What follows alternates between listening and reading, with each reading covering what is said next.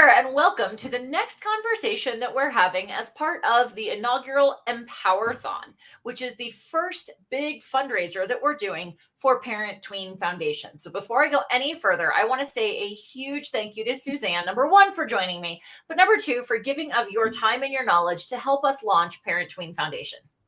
Oh, you're very welcome. I'm happy to be here. I think it's a great foundation. I'm really excited about it. Thanks. Well, so if you're tuning in for the first time, you may be wondering, what the heck is Parent Tween Foundation? Well, it's the nonprofit charitable leg of the Parent Tween Connection. And if you haven't heard of Parent Tween Connection, we're where parents go when they don't know where to go. We bring community together that comprises parents, grandparents, aunts, and uncles, as well as the professionals who can support you and support you in supporting your kids. And the Parent Tween Foundation, as I mentioned, is the nonprofit leg of our organization. And our mission is to bridge the financial gap that so frequently exists between families and the help that they need, whether it's for the kids, whether it's for the parents, whether it's for the entire family unit. So, yes, as a fundraiser, there is going to be a shameless plug at the end that says, hey, we know you got some good stuff out of our conversation with Suzanne. So the best way that you can say thank you is by kindly, lovingly pulling out your wallet, following the link in the description, whether you're tuning into us in our Facebook group, our LinkedIn page, or our YouTube channel, and sharing whatever you can, even if it's $5, to help us help more families get access to the resources that they need. So today we're talking with Suzanne about something that is still a bigger issue than many of us might realize, and it's math phobia in essence. And oftentimes it's mom or dad that has a math phobia from their own experiences as kids, and inadvertently sometimes pass it on to their kids. But even if they don't necessarily pass the phobia itself on, they feel really challenged when it comes to trying to help their kids with math. And that impacts their confidence in parenting in any number of ways. So when Suzanne said, hey, I'm a family math coach, and one of the things that I love to talk about is how to raise your kids to be more math friendly. Maybe not even so far as being like a math person, but at least to be more comfortable with math, even if you aren't. I was like, yes, we have to talk about this. So talk to me first about, like, how do these math phobias even start? Like, why is it that people are like, oh, I'm bad at math, or I'm not a math person? Like, we don't hear people going, I'm not an English person. Yes, exactly. There's a lot of reasons. I think probably the biggest reason, I like to joke, when you break up with somebody and they say, oh, it's not you, it's me. I mean, I want to say for traditional math classes, that's really what it's about. It's not you, it's math class. And, I'm married to a math teacher, so I want to be really fair that everybody has a hard job. I mean, teachers have a hard job, so I don't want to put down teachers in any way. But the way that we've approached math, I think, has excluded a lot of people. And I think now we're learning more and better ways to teach, and really looking closely. And it's hard work, and there are so many barriers to change for teachers, because many of the teachers that are teaching now also didn't have great experiences.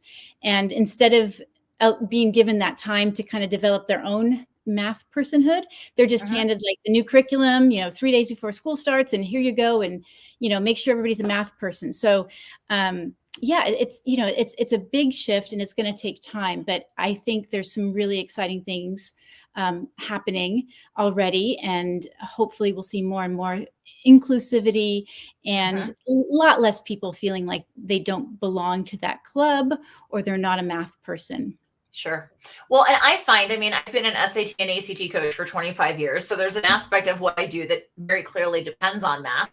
And so often it's like one experience with even like a third grade math teacher or a fourth grade math class, or maybe it wasn't even the teacher. Maybe the teacher went out on maternity leave and they had a sub come in who wasn't as strong in math, and whatever it is, sometimes it's as little as one iteration or one circumstance. And so much of math builds on itself that if we don't get those foundations, it just becomes that much more challenging. And all of a sudden we take on this identity of, I suck at math. And like, that's just it. I'm done. I'm never going to be good at it. End of story. And so that's an uphill battle to fight sometimes when people have taken that on as their identity. Yeah, I think I was just talking to somebody else about that middle school. There's really a math cliff in middle school.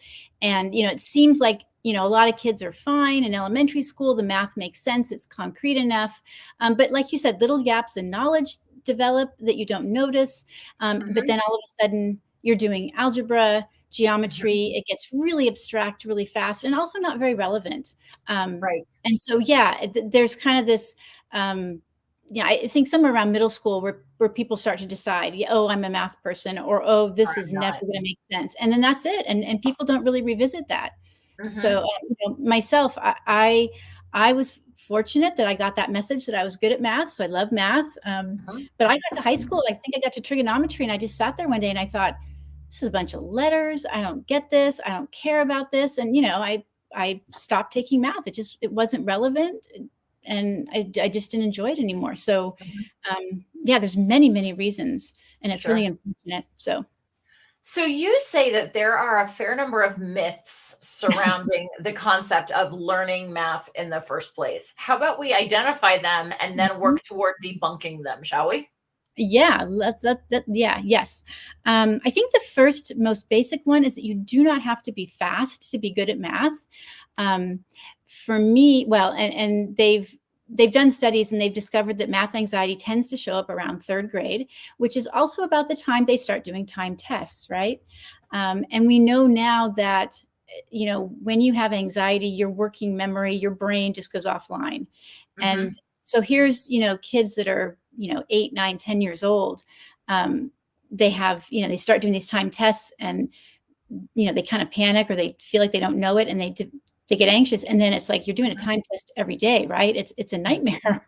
And I think, for me, when I was a teacher, I used to do time tests because it was an administrative solution, right? I couldn't watch 30 kids to see if they actually had the math facts memorized. But if I made them go fast, they'd either know them or they wouldn't. So for me, the idea of speed had nothing to do with being good at math, but in order to assess all the kids at the same time, it's like, okay, let's do our Mad Minute or whatever. And then, and parents and kids, I'd started to hear from them like, oh my gosh, I get so worried. And it was kind of new information for me. I thought, oh, okay. So then we worked on accommodations. And it's like, okay, why don't you do it at home with your mom or dad? All I care about is that you learn your facts. I don't care about the Mad Minute or whatever. Right. Because if you don't memorize those facts, if you don't have them in your head, it really makes algebra and geometry, anything complex, really, even long division, a nightmare. So it is important, but I think that's where a lot of people get this idea. And then, in math class, there's some kids that are so quick at math and they raise their hands and immediately everybody's like, well, I didn't get there in time, so I'm out. But really, when you start looking at real mathematicians, they're slow, deep thinkers. They work on problems for weeks, months, years. And so that's a big myth, I think, that needs to stop, that there's performance aspect of math. It's just not realistic. It's not authentic. Well, and it's interesting because I think about like, okay, in science, a science class, like there are still timed tests, but that's still kind of based on math. But even in English, there are timed tests, but it feels different. Like, okay, you have 30 minutes to write an essay, feels very different than you've got, 5 minutes to do however many math questions. That it comes up differently somehow in math, even in my own brain. And I consider myself a reasonable math person. So you don't have to be fast to be good at math. No. Okay. The other big myth is that there is a math gene, or, there are people that are naturally good at math. And if you didn't get that math gene, you're in trouble. They've been doing a lot of, now that we can do a lot of like really detailed brain research, it's really exciting. But they've discovered, and I say there's researchers that have discovered that there's no such thing as a math gene, that everybody's able to learn, even, high level math. It does take persistence. It does take, what people might have heard is that growth mindset. you're convinced, if you're operating from a fixed mindset, it's like, I'm not good at math. It's kind of stops you before you start. And if you learn to adopt a growth mindset, and it's not easy, it's not a quick process, but Right. come back to it, the persistence, I can figure this out. As quick as you can. Well, and it's interesting that you mentioned that, because again, in my career, I've talked with thousands of parents at this point, and it's very common that if we have a parent who feels like they're not very good at math, and then the kid also isn't good at math, just even an off the cuff comment about like, yeah, they picked up my math genes. It's interesting that even if that's said kind of like an off the cuff comment, that absolutely can implant for the kids as, well, I got my mom's math genes or my dad's math genes or whatever, that I'm just kind of screwed. I'm toast. Like, I'm never going to be good at math. So it strikes me that one of the things that parents can do is not say those types of things.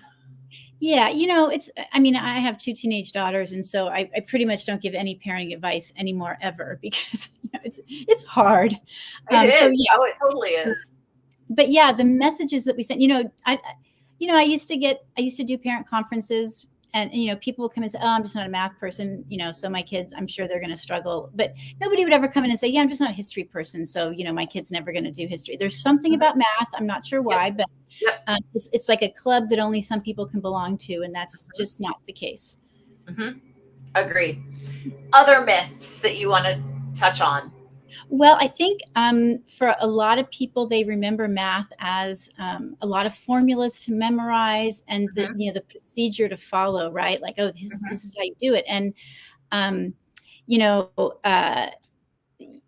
if you were somebody who would like look at a problem and see a different way to solve it, and the teacher would say, oh, no, you got to do it this way.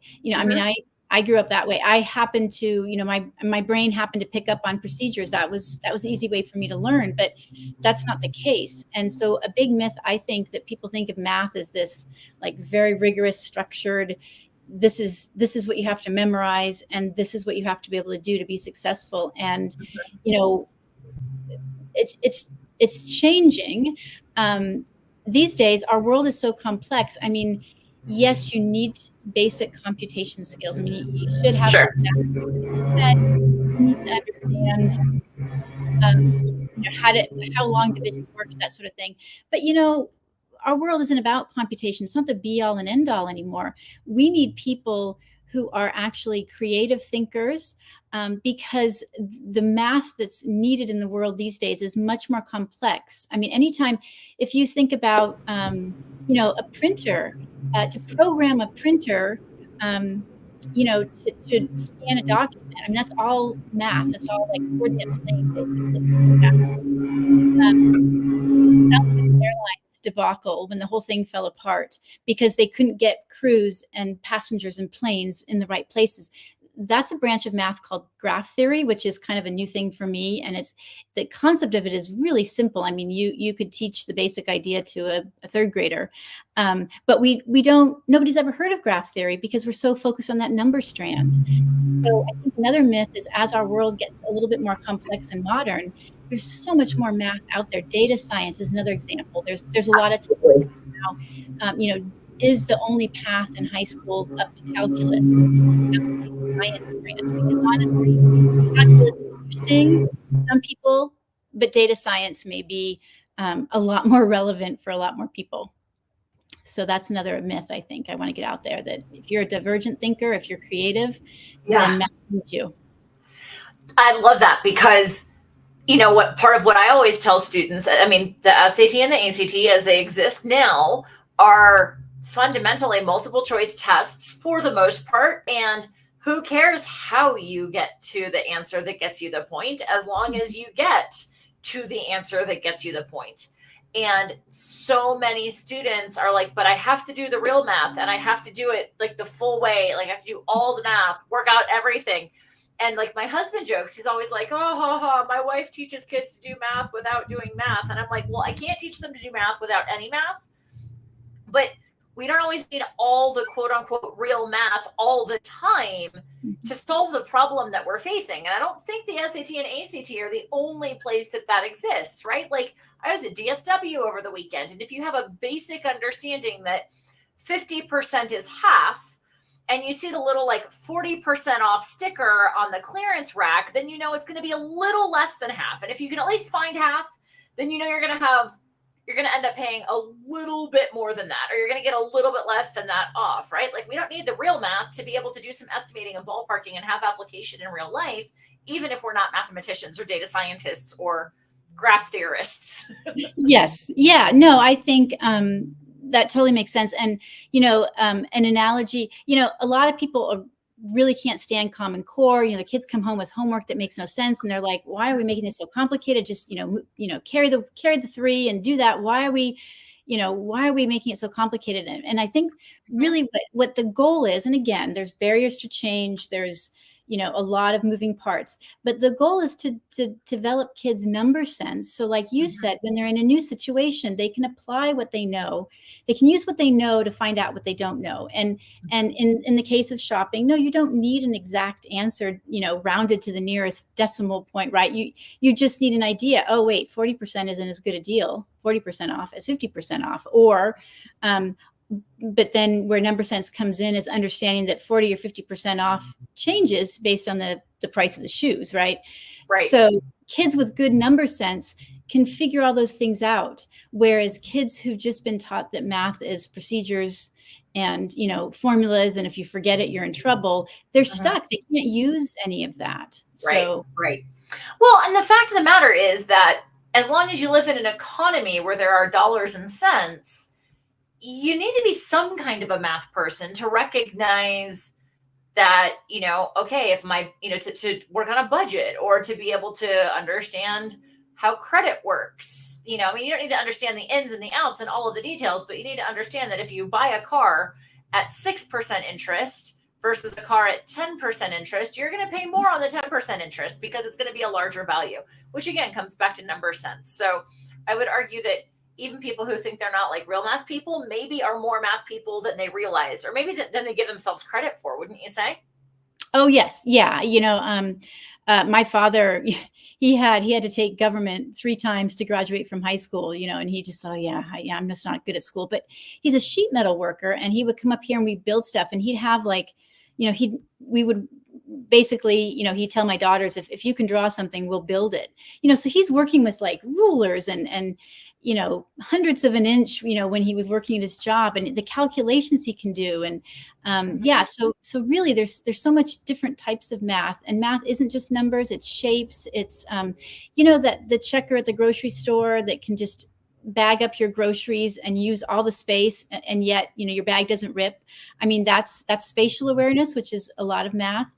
Yeah, absolutely. There's a well-known math educator, and she talks about her mom, who says, oh yeah, I was never good at math, but she quilted, and she would make all these designs, and she'd have these complex geometric designs that then she would, translate from paper into fabric cutting. And, it's like, yeah, there's so many places that math is that you can be good at math.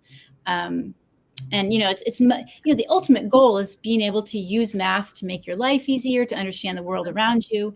And so, developing number sense takes a lot more time, right, than just, hey, here's how you do long division. Let's move through the topics. And, textbooks these days, teachers are kind of pressured to, 1 day per topic, keep going. And it takes longer. And so when the homework comes home and it's like, draw a rectangle to show this multiplication problem, and, parents understandably want to pull their hair out because they don't see the whole process. It takes a lot longer, but if we can get there, if we can get kids to do that, they're so much more powerful. Yeah. In the long run. Awesome. All right. So we've talked about some myths. We're working on debunking them. And a lot of it sounds like, is actually surrounding mindset and how we see ourselves show up relative to math in our world. And so I know that you said that, as a family math coach, you specialize in helping families make math more accessible and more approachable. So what are some baby steps that the I'm not a math person parent can incorporate for themselves, but also to facilitate learning for their kiddos? Yeah, and I'm glad you said, parents need to start with themselves, which is never that fun, but an important step. Because there's so many reasons why people got turned off to math, don't like math. There's knowledge gaps. There's, I had an experience, like I said, I went through, school, all the way through high school, being told I was good at math. I was in the advanced math class. And like I said, I hated trigonometry. And so I stopped. And so when I got to college, they said, oh, you're going to have to take calculus. And since you didn't really finish everything, you're going to have to take remedial calculus. And I thought, okay, whatever. I was a psych major, very into that. So whatever. I'll just do my distribution requirements. But, I was in this 1 semester long intro to calculus class, and it was the remedial class. And the way the professor talked to me and, everybody in the class, well, you guys are poets and writers, so you're not ever going to need to use this. And okay, this is what it says, but I'm going to dumb it down a little bit so we can get through this. And, it was 1 semester after 12 years of school. And by the end of it, I'm like, maybe I'm not that good at math. Maybe I'm, it was stunning to me going through that personally and feeling that from the inside, like, wow, okay. And again, he wasn't, it was very casual comments that he was making. He wasn't, mean or anything like that, but it was just kind of this automatic, okay, let's get through this. And it was stunning to me. So I really want to emphasize that for parents who don't feel connected to math or good at math, and now, especially if your child struggles or comes home with this homework and you don't understand, take care of yourself is the first step, I think. Be kind and compassionate to yourself and recognize that it's a hard thing to then come back to this situation that caused you stress before. So that's really the first step. And so the first tip that I'll give, it's called Notice and Wonder. It's an instructional routine that a lot of parents may hear their kids talk about it, or if they ask them about it, they may say, oh yeah, my teacher does that. Some teachers, I think, do it really well. Some teachers, I'm not sure if they get really into the meat of it. But at its very basic, noticing and wondering is about looking at almost anything. It doesn't necessarily have to be math. It could be a painting at a museum. It could be when you're out in nature and you see a beautiful scene. It could be at the supermarket when the fruit is all stacked symmetrically. But getting in the habit of noticing and wondering a lot is the first step, because it does 2 things. One, it slows your brain down. It trains your brain to stop and think and reflect, instead of you see this word problem or this homework problem. Oh my God, we got to figure this out. Right. Does that make sense? So you start by noticing, what do you notice and what do you wonder about? So that's the first step, if that makes sense. And that doesn't even necessarily need to be mathematically related. It's just being observant is the word that I'm looking for, right? Of like what's going on around us. And then what kinds of things could they wonder that are more math specific? Or is that like the next step? So once you do that, and you can do that with your kids, and it could be, I wonder how long it took. Let's use the example first of all, the supermarket. I wonder how long it took somebody to stack that fruit. It could even be, I wonder how that fruit tastes. I wonder if that fruit's in season. Because what you want to do is you want to develop this curiosity and this sense of kind of venturing out with your thoughts, right? Because so many people just feel like, I'm never going to raise my hand in math class. And so you got to get over that. So the noticing is, so you value whatever comes up. It can be silly things. And then let's say you get to a math word problem, and, a lot of teachers have taught, oh, there's the 5 steps or this procedure. And, immediately kids and adults want to go, okay, what's the procedure? What's the 5 steps? Okay, let's take a step back. What's the question really asking you to solve? What do you know? What do you wonder that? Well, I think I have to find out how many kids were in this class. I wonder if I have the information. I wonder if the kids like the class. It seems kind of silly, but what you're doing is you and your kids are learning that your thoughts matter and are valid. And you're starting to be more comfortable in that position of a problem solver, instead of just kind of panicking. And your brain goes, oh, I'm stuck. Okay. All right, cool. So notice and wonder in an array so that we can get curious and explore some more, right? And just get used to questioning, get used to asking things and thinking about what's there that's more than meets the eye, so to speak. Yeah. And so you kind of start building your confidence that maybe you do have something to offer, right, in math class. And then So then the next step is easier said than done, and it's a big one, but it's this idea that you need to be comfortable being uncomfortable, right? Um, Mhm.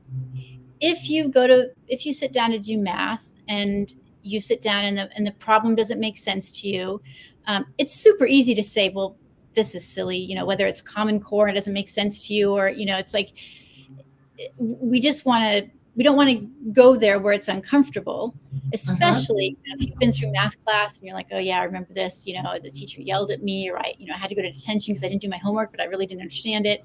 All that Mhm. stuff can come up. So this idea that you're going to stick with something even if it's hard, and Mhm. you can role model this as an adult for your kids, when they come home with homework. And I've talked to so many people that we're up till 1 in the morning. I used to tell my families, homework is not more important than sleep.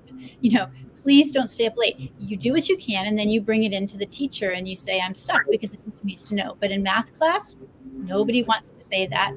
um, Mhm. in math, when you're trying to get yourself and kids comfortable with being uncomfortable, when they bring home the math homework and you go, oh my gosh, I have no idea how to do that, it's, well, what can we do about this? We can't learn a whole chapter's worth of math in one night, nor is that worthwhile.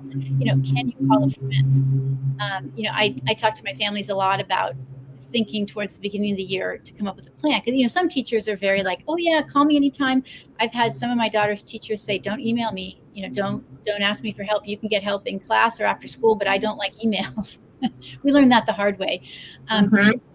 Sometimes your kids come home and they're like, I can't do that, and you're like, come on, that's silly, and they're correct. So you can role model when they're in an uncomfortable place. Get resourceful, right? What can you do about it? Who can you call? Or Mhm. I used to tell kids, if you don't want to, if you're not comfortable raising your hand, I get it, email me, come in before school, hey, I'll talk to you on the phone. Most teachers are like that, not everybody. But Sure. get comfortable being uncomfortable. And maybe even there are some parents who come to me who say, I'm good at math and I'm looking at my kids' work and they're not getting it. What do I do? Mhm. Put yourself in the place of being really uncomfortable because you don't know something, and then approach them. So try taking a new class maybe to get yourself uncomfortable. If you are good at math, just try almost anything new and then Mhm. reflect on that. And so that's, Awesome. yeah. Okay, so notice and wonder, and then get comfortable being uncomfortable, which I can attest to the idea that that is way easier said than done. Yes. Yeah, these are long-term goals, not Sure. overnight. Okay, what else? Well, and then I think the next step, and I kind of started it, but if you're a parent who feels like, yeah, I never really understood percents, or decimals or algebra or equations, I still don't get. Consider Mhm. taking a baby step. There are so many resources out there now where you can go online and learn something. And you Yep. don't want to start with calculus or this big goal, but you say, what, I really like to be able to compare percents or study percents. Mhm. And so there's a bunch of different resources. The other thing is if you get onto one resource that promises to teach you how and it doesn't make sense to you, don't blame yourself, right? Say, this isn't a good fit for me. Maybe I'm more visual, maybe I'm more procedural, whatever. Do something else. Don't beat yourself up, and keep trying. And then the only other thing that I'll say there is that uh, mistakes, we need to normalize making mistakes as you learn. Yes. Um, Again, Yes. not fun. But I think, a long time ago when the very first math teachers, I think they thought they were giving us a gift, right? They went out and they discovered things in the world, relationships and patterns, and then they gave us these formulas. And I think it was like meant to be a gift. Like, we did all this struggle to figure out, the relationships between circumference and an area of a circle. And so we don't want you to struggle. Here's how you do it. And then Here's of the course, shortcut. yeah, basically. And then all the math teachers who totally understood it said, here's what you should do. And people started scratching their head and saying, this doesn't make sense to me. We kind of took away everybody's chance to struggle, which is really, they've done research, and that's when your brain actually physically grows, is when you make Yep. mistakes. Yep. Super uncomfortable. We live in this perfect world with social media where everybody's posting their perfect this and perfect that. So it's really, really hard, but that's where the growth happens. So if we can normalize it for our kids. If they miss a couple problems on a test, if they only do, half of the homework and they're stuck, hey, seems like, you want productive struggle, but if they get to a point where they're just really stuck, that's not a, so you say, you know what, it looks like you still have some more learning to do. Not you're in big trouble because you didn't do your homework. For sure.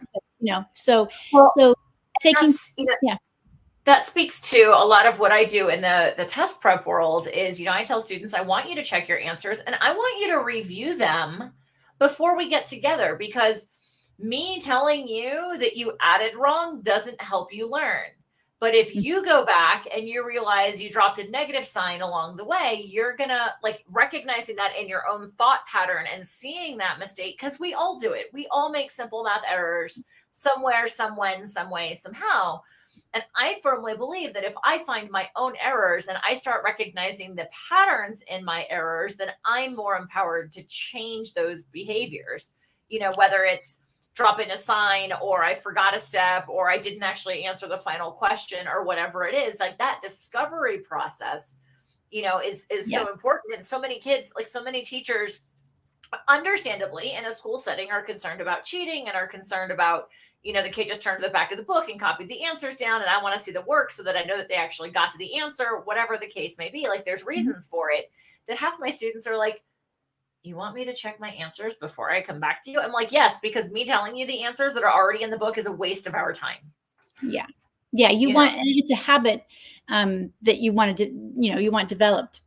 Sure. You do work, you check it as best you can. And then, so. Exactly.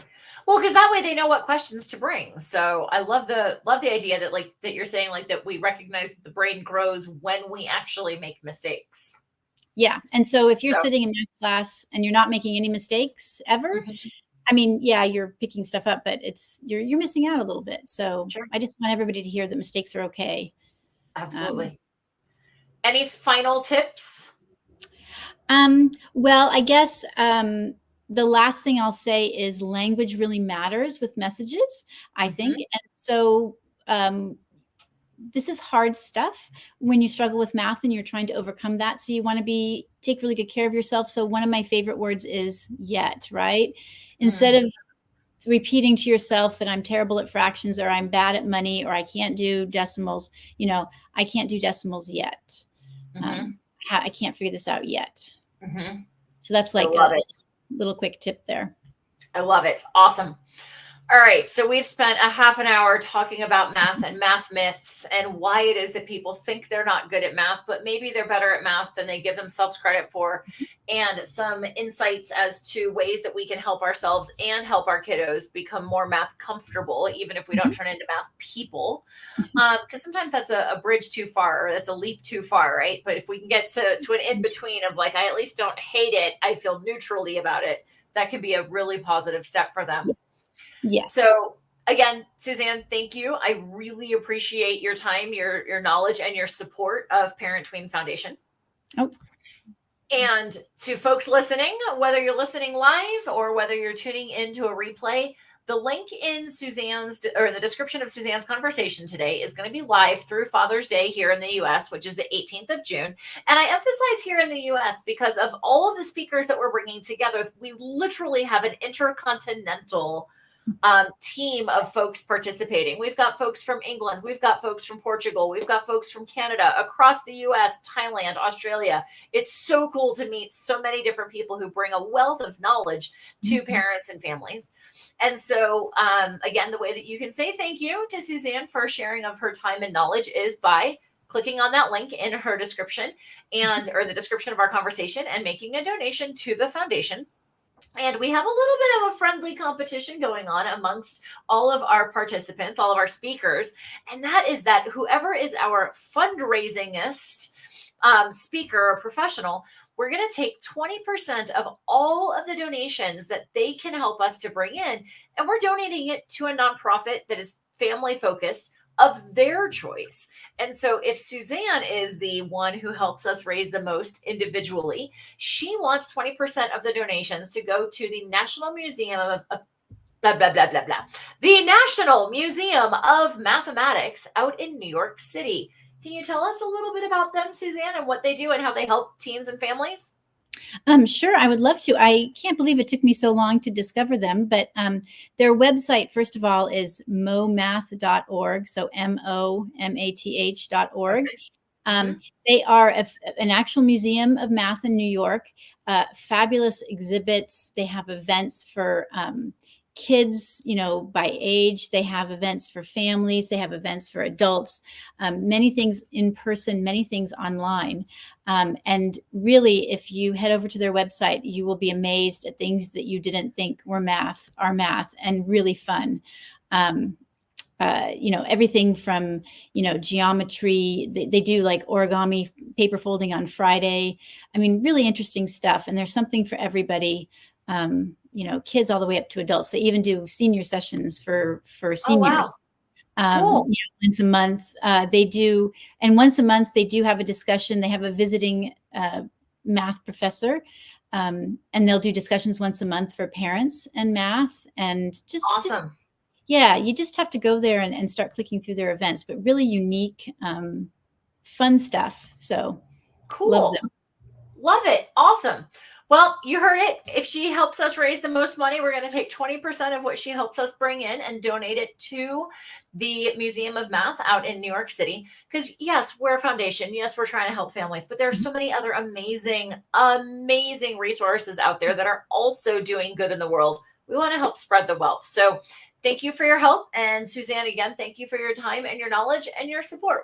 I appreciate you. You're welcome. And just to encourage people to donate, on my website, I put a link so that you can download my 3.5 steps to start your journey to become a math person, because like you said, it's not an overnight thing.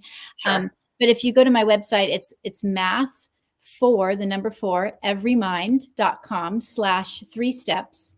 You can enter your email, and if you want to make a donation of some sort to the Parent Tween connection, then you can go to my website and download that PDF for free. Awesome. Thank you. Support you. Appreciate it. Awesome. All right, everyone. We're going to head over now, and we'll be back tomorrow with more conversations relative to life with teens and tweens. Thank you, Suzanne.